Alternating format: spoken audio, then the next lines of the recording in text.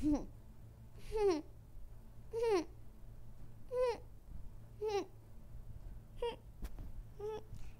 มนี้กลับมากันอีกแล้วตั้งแต่การที่เราแพ้ครั้งนั้นครั้งต่อไปผมจะทำให้มันสำเร็จขึ้นแต่กลับกลายเป็นผมลบใหม่ทั้งหมดแล้วก็มาเริ่มเล่นนานแล้วแต่ผมยังไม่ได้มาอาบคนลุกเบาๆกลับมากันแล้วยังไม่ได้จบแชปเตอร์1เลยรู้สึกน่ารักนี่ไงอันที่อยากอัปเปอร์ซูเปอร์เลยแต่ยังไม่ได้เลยไม่ครั้งนี้ดูโชคร้ายเพราะไม่ได้ยังไงเทพแห่งเป่าวุ้นจิ้นเป่าวุ้นจิ้นทั้งหมดปั๊บปั๊มปะลัมปะลัมปั๊มปั๊มปะลัมปะลัมปะละละละละปั๊มปั๊มปะละปะละลัมปะละละละละปั๊มปั๊มปะละปะละละปะละละละละละปั๊มขอเวลาสักครู่นึง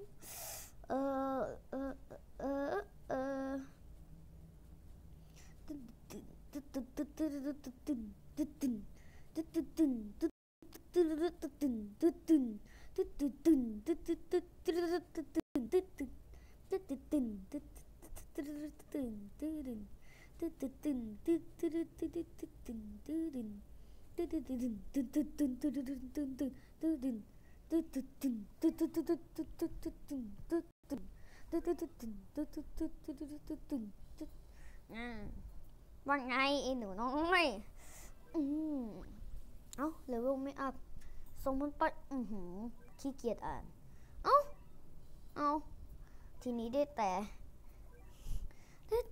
XP ไปเลยไปดิจะกดโอ้ยเสียงปี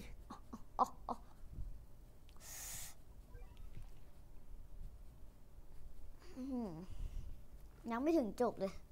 โอเคแป๊บสักครู่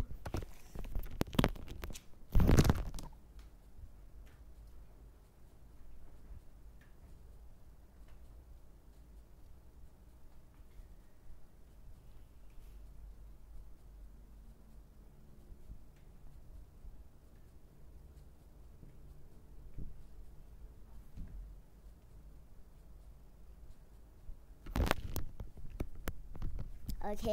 มาอีกแล้วหนาวมาเร่งความเร็วจะได้รู้ว่าใครจะแพ้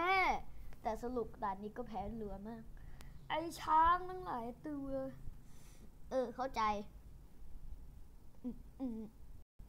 นี่ตอนนี้หนอนกำลังเลื้อยมาเลยไม่เอาหน้าขาวเห็นไหมแต่มี Apple Super แล้วที่จริงมี2ตัวแต่ใช้แค่ตัวเดียวเพราะอีกตัวหนึ่งห่วยพูดง่ายๆคือห่วยต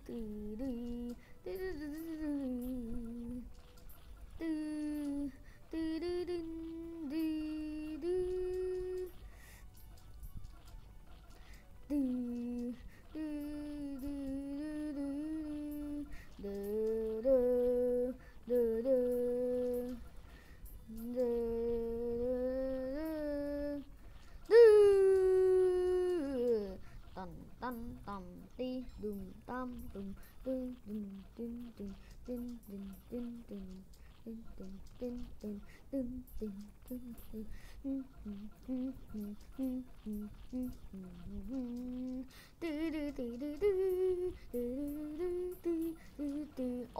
ยมา2 ตัว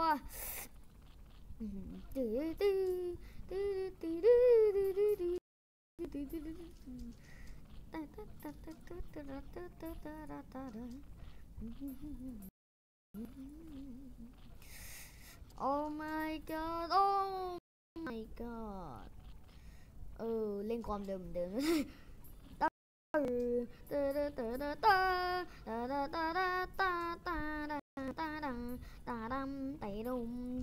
ตาดำตาดีดาตาดีดาลัมปาลัมปาลัมปาลัมปาลัมโอ้จ่าแพ้มาเลยเทพกอดฟ้าผ่า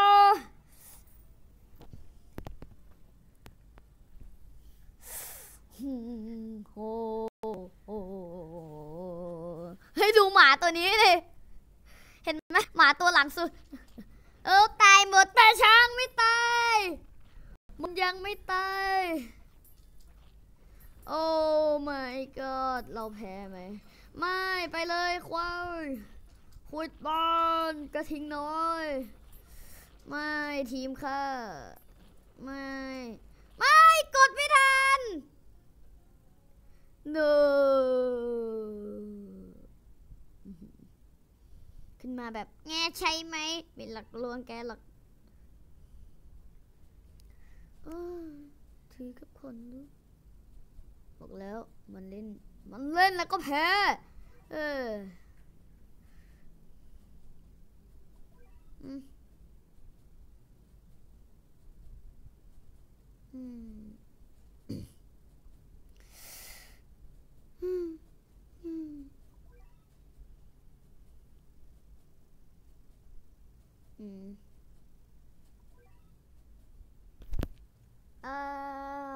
พ้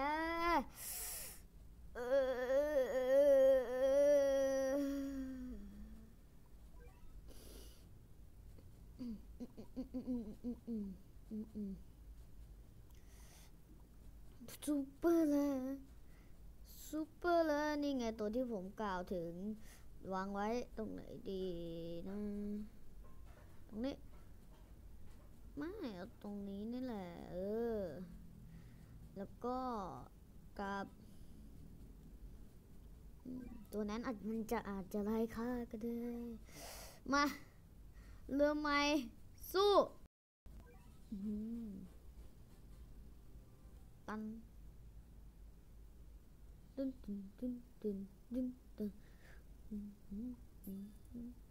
ใครเบื่อบ้างเบื่อไม่เบื่อหรอกแน่โอเคเริ่มต่อลืมกดเร่งสปีดแพ้กดเร่งสปีดผ่านไปแค่8 นาทีโอ้ no โอเค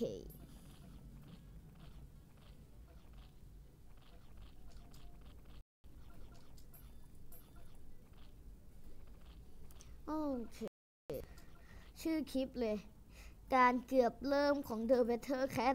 เพราะว่าเริ่มไปแล้วเกือบเลื่อมเลยไม่แบตจะหมดโอ้ my god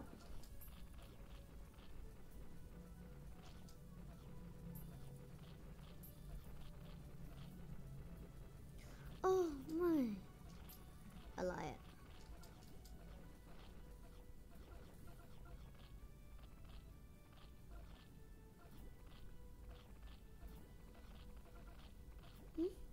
ช่างมัน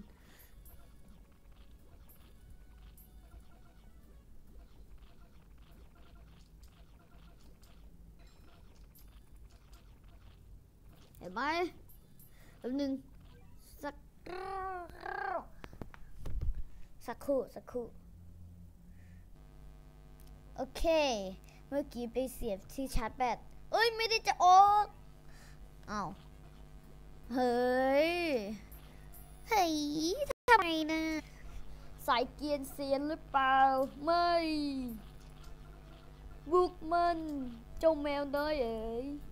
โอ้ my god ไอช้างมาแล้ว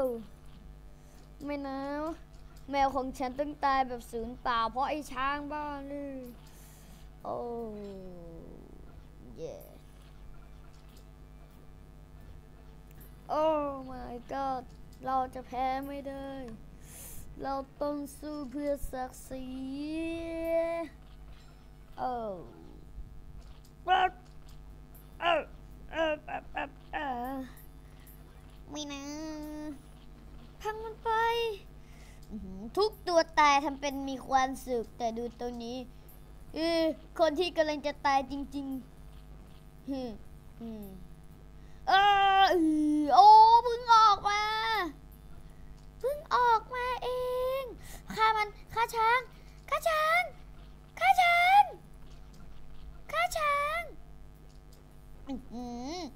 อันนี้ช้างเมื่อกี้ไม่ได้ตีเลยนะไม่โอ้ยเตรียมพร้อมจะกดก๊อตแคทเลยเลือดใกล้หมดใช่ไหม Healing Boot พังได้ให้จำสบายใจมาสบายใจได้แค่นี้โอ้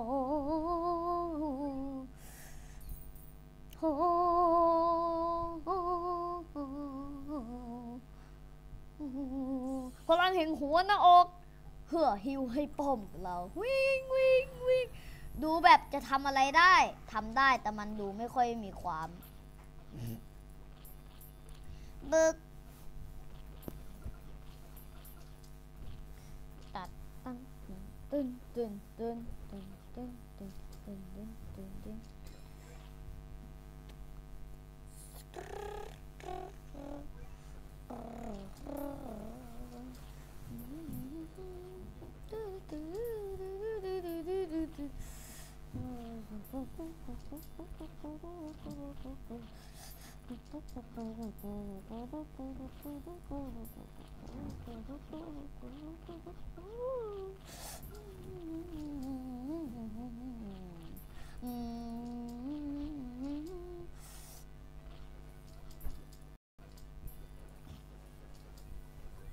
ตาดำตีดำตื้อ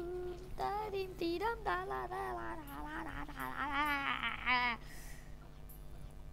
จีโอ้โหช้าง2 ตัว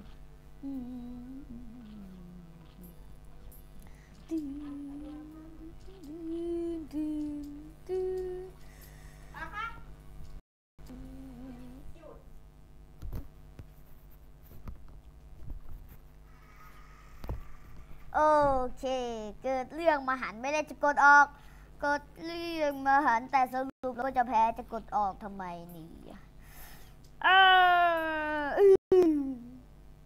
โง่นี่